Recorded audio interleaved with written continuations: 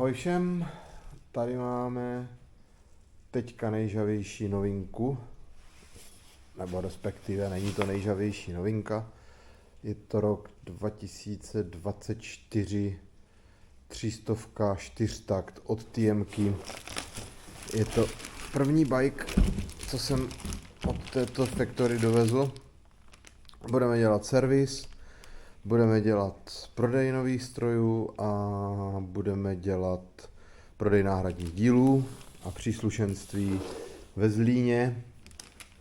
Doufám, že tady těch bajků bude za chviličku víc a že budeme moct udělat takových unboxing videí víc.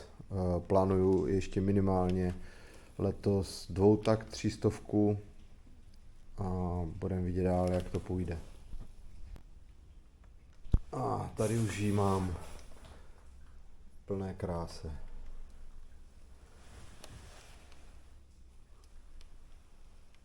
Hodně se mi líbí, už teď se mi hodně líbí. Vypadá fakt úžasně, taková štíhlá Italka. Krásná.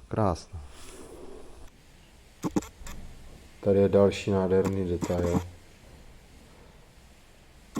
Motorka TM je standardně osazená CNC frezovaným uložením předních vidlí a řídítek. Nádhera.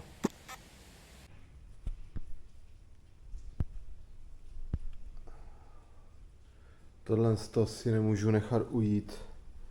Nádherně modré Takasako Excelí. Ta modrá je úplně úžasná. Nádherná barva. Pokračuju v montáži. Namontoval jsem si nádherné svařované nerezové výfuky. Ty mě fascinují. Krásné čisté sváry.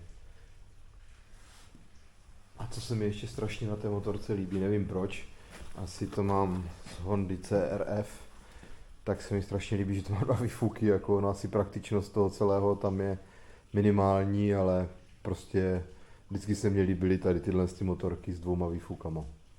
Bude to mít podle mě úplně neskutečný zvuk, si myslím. Ještě když se tomu malinko potom pomůže, podíváme se dovnitřku, jaké jsou tam výplně a nějak se tomu lehce uleví, tak to bude úplně super.